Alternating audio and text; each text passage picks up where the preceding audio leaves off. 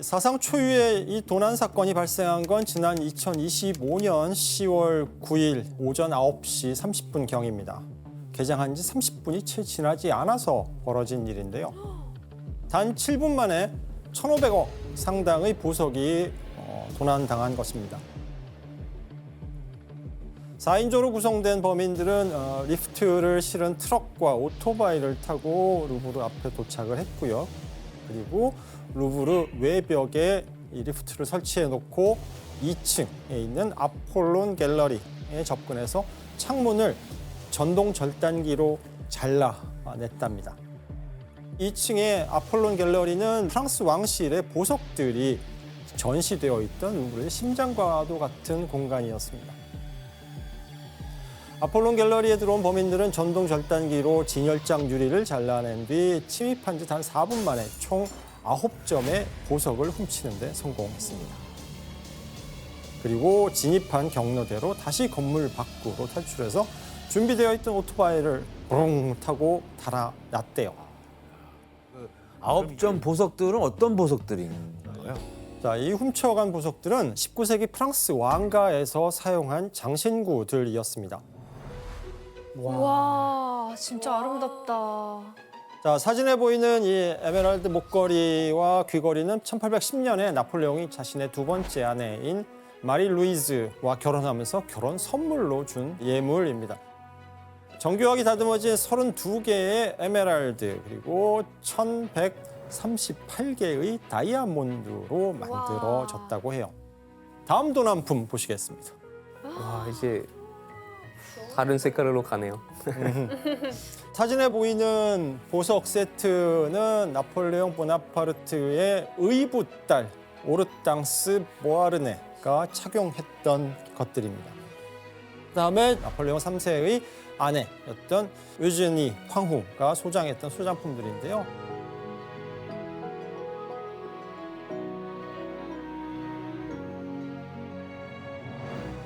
프랑스 정부에 따르면 총 8개 보석의 가격이 약 1,500억에 이른다고 합니다. 중요한 건 이 보석들이 이게 단순한 귀금속이 아니라는 거죠. 프랑스 왕실 또 황실 시기, 황제 시기에 역사적 상징성을 갖는 문화재로서 돈으로는 도저히 환산할 수조차 없는 가치의 역사 문화 유산이라는 겁니다. 자, 그런데 범인들이 이 엄청난 보석을 그토록 손쉽게 훔쳐 갔다는 게 좀 이상하지 않아요? 이상해요. 뭐 경보가 안 울렸나요? 그러니까 이렇게 손쉽게 훔칠 수 있었던 결정적인 이유가 한 가지가 있습니다. 작업자가 입는 안전조끼를 입고 있어서였다고 해요. 어이구. 저건 진짜 자기들 보호하려고 입은 거 아니야? 안전복? 네, 이건 범인이 진열장의 유리를 자르고 있는 모습을 촬영한 건데요. 그들은 이제 작업자인 것처럼 노란색 형광 안전조끼를 입은 채 리프트를 타고 들어왔고 진열장의 유리를 잘라냅니다.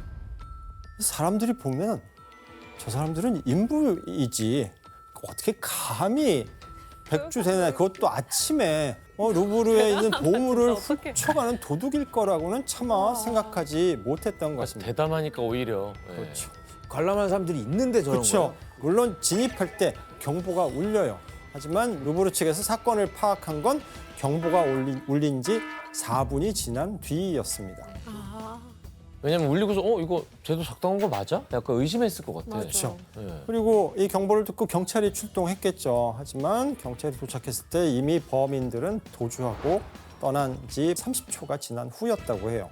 근데 이 생각을 했다는 것도 너무 진짜 신기해요. 어떻게 대놓고 그렇게. 그러니까 막 검정색 옷을 입은 그런 도둑 복장이 아니었으니까. 복면 쓰고 막 그렇게 안 했나 보지. 맞아요. 어쨌든 교수님 그 범인들은 다 잡혔겠죠? 예, 범인의 검거는 생각보다 훨씬 쉬웠다고 해요. 그 이유는 범인 현장에 무려 한 150개의 DNA 흔적이 남겨져 있었기 때문인데요. 그냥 대범한 게 아니라 멍청한 거 아닌가 그냥? 그렇죠. 그러니까 DNA가 장갑, 무전기, 조끼, 담요 등 현장에 수많은 증거들을 이들이 남기고 갔기 때문입니다.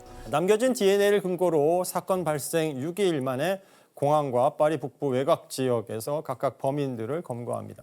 또 이후 파리 일대에서 나머지 2명의 범인이 체포되었습니다.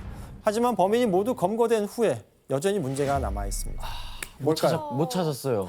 네, 아직 8점의 보석이 모두 회수되지 못한 것입니다. 아직까지도요? 와. 범인들이 현재 보석의 위치를 다들 모른다고 진술을 했거든요. 백제라구나. 그래서 전문가들은 이미 보석이 분해돼서 어떡해. 암시장으로 흘러 들어갔을 거라고 추측하고 있어서 제대로 회수될 수 있을까? 이 가능성은 현재로서는 불투명합니다. 심지어 프랑스 정부는 사라진 유물에 대한 보험도 가입해 놓지 않은 상태였다고 해요. 그러다 보니 이렇게 약 1,500억 상당의 보석 도난 사건은 프랑스와 그리고 루브르 박물관에게 그야말로 씻을 수 없는 치욕을 안겨 주었습니다. 로빈 씨, 이 도난 사건이요. 프랑스 국민들 사이에서는 어떻습니까? 난리 났죠. 너무 난리 났는데 언론에서는 이번 사건은 세기의 도난 사건이라고 뭐 루브르의 치욕이라고 표현을 했고요. 그 6년 전에 노트르담 대성당도 화재에 있었잖아요. 아, 맞아요. 똑같이 이제 뭐 국가적 재앙이라고 보도했었어요. 이게 정부한테 엄청나게 비난을 했었고 또는 이제 뭐 나라를 이렇게 뭐 망하려고 하는 거 아니냐 이렇게 계속 이렇게 뭔가 화를 많이 냈습니다. 네.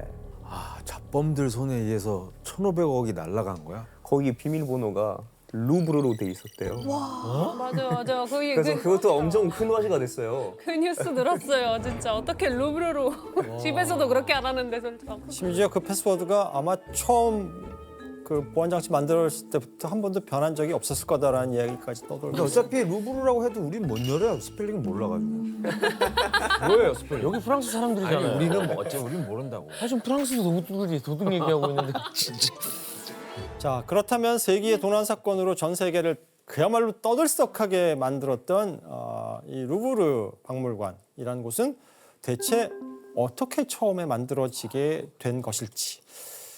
사실 루브르는 1190년에 프랑스의 수도였던 파리를 지키기 위한 군사용 요새로 지어진 공간입니다. 1190년? 네. 프랑스는 당시 파리 방어를 위해서 왕이 머물던 이제 지금 노틀담 성당이 있는 가운데 있는 섬, 샌드강 한가운데의 섬을 시떼섬이라고 하는데 이 시떼섬에 시떼궁이 있었고 이 시떼궁을 중심으로 도시 전체를 감싸는 보호하기 위한 성벽을 세우게 됩니다.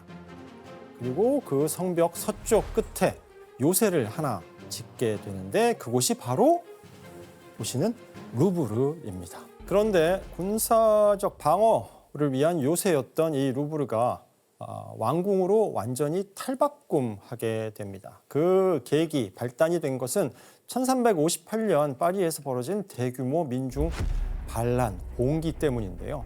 당시 프랑스는 잉글랜드와의 갈등으로 100년 전쟁을 치르던 중이었습니다.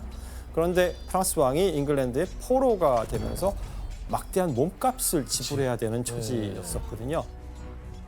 이 금액이 약 400만 에퀴인데 이게 프랑스 왕실 1년 수입의 2배가 넘는 천문학적인 금액이었다고 합니다.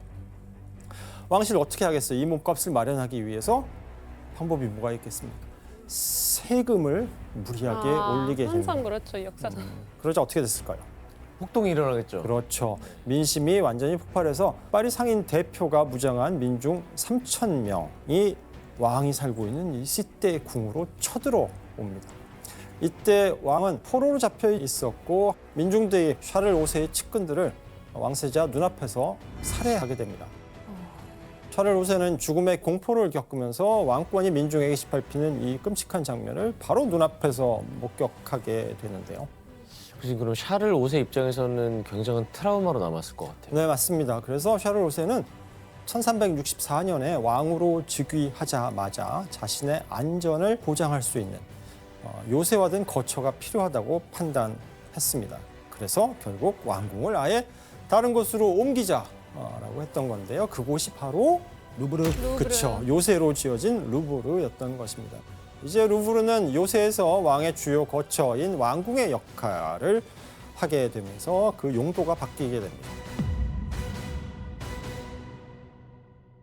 이후 현재의 우리가 알고 있는 그 루브르를 만드는 데 있어서 지대한 영향을 끼쳤던 인물이 한 명 등장합니다.